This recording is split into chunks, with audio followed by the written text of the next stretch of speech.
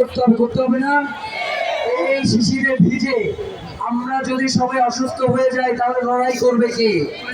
যার কারণে শুধু আগামীকালকের জন্য আপনারা অনলাইনে কেউ যাবেন না।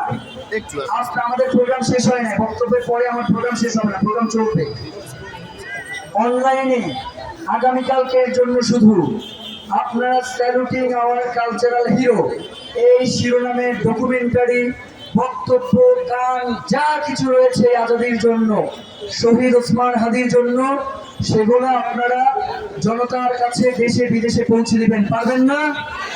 শহীদ ওসমান হাদিকে এতটুকু সম্মান জানাতে আপনারা পারবেন না?